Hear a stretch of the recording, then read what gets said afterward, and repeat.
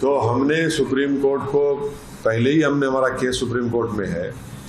उस वक्त government of India के काउंसिल ने कहा था कि गवर्नमेंट ऑफ इंडिया ने अभी रूल्स नहीं बनाए हैं, तो इसलिए अभी इस पर कोई बहस करना बहुत जल्दी होगा।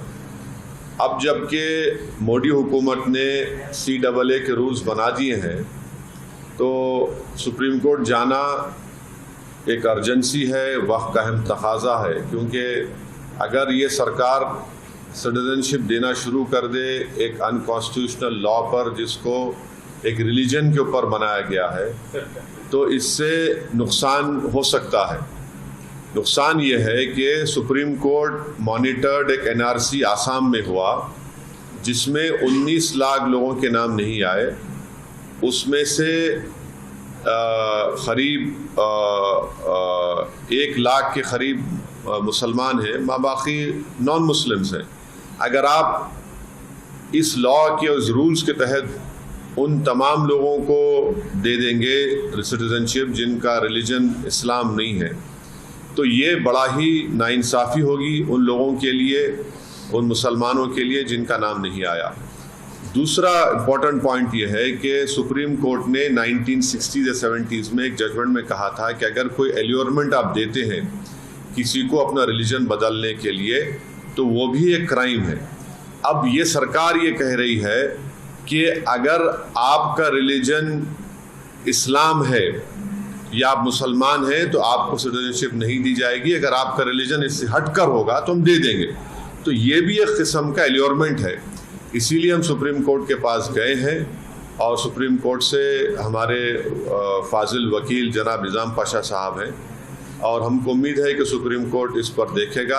अब देखेंगे सुप्रीम कोर्ट में क्या होता है। सर, आपने जैसे CAA जैसे लागू हुआ तो आपने कहा कि चुनावी फायदा लेने के लिए चुनाव जस्ट आने वाला है, उससे पहले क्या ये आप पे अप्लाई नहीं होता कि आप भी जो डॉक्यूमेंट आपने शो किया और सुप्रीम कोर्ट को अप्रोच हुए, आज अभी इस वक्त अनाउंसमेंट हो रहा है, चुनाव का ऐलान हो रहा है, उसके ठीक उसी दिन आप भी कर रहे हैं, तो क्या आप भी पॉलिटिक्स नहीं कर रहे हैं? देखिए, मैं एक पॉलिटिशियन हूँ, मैं कोई फिलोसोफर नहीं हूँ, नंबर 1। दूसरी बात यह है कि कानून पास हुआ था 2019 में, रूलिंग पार्टी नरेंद्र मोदी प्रधानमंत्री की सरकार ने इसको पास किया, तो वो लोग इसको दबा के रखे अपने पास, अपने बगल में दबा के रखे, और जैसे ही उनको मालूम था कि 1 हफ्ते के अंदर election commission of India Lok Sabha के चुनाव की डेट्स अनाउंस करेगा, उन्होंने रात में ये रूल्स का ऐलान कर दिया।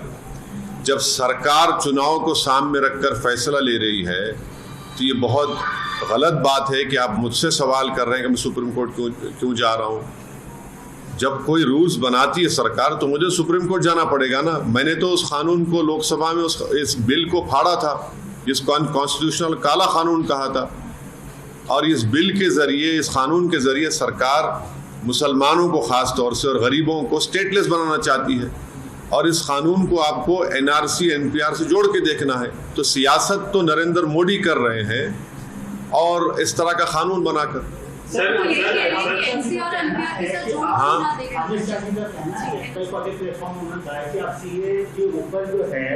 आप झूठ फैला रहे हैं, आप राजनीति कर रहे हैं, आप डर पैदा कर रहे हैं। उनका कहना है कि जो आप बात बोल रहे हैं वो प्रोविजन CAA के जो नोटिफिकेशन है, जो गवर्नमेंट का नोटिफिकेशन, उसमें नहीं है। उनका आरोप है कि आप जानबूझकर राजनीतिक फायदे मैं एक ही बात कह दी अमित शाह और नरेंद्र मोदी। क्या अमित शाह ने पार्लियामेंट में मेरा नाम लेकर नहीं कहा था कि देश में NRC NPR भी होगा? आपके कई टीवी चैनलों पर अमित शाह ने कहा था कि क्रोनोलॉजी समझिए, NPR NRC होगा। क्या बीजेपी ये कह दे कि आसाम में जो 19 लाख लोगों के नाम सुप्रीम कोर्ट मॉनिटर्ड NRC जो हुआ था, जिसमें 1600 करोड़ रुपए खर्चा किए गए और 50 लोगों ने सुसाइड कर लिया, उसमें हेमंत बिस्व शर्मा जो मुख्यमंत्री वो कह रहे हैं, वो कह चुके हैं कि जो नॉन मुस्लिम हैं उनको सिटीजनशिप मिल जाएगी। मुसलमान क्या करेगा?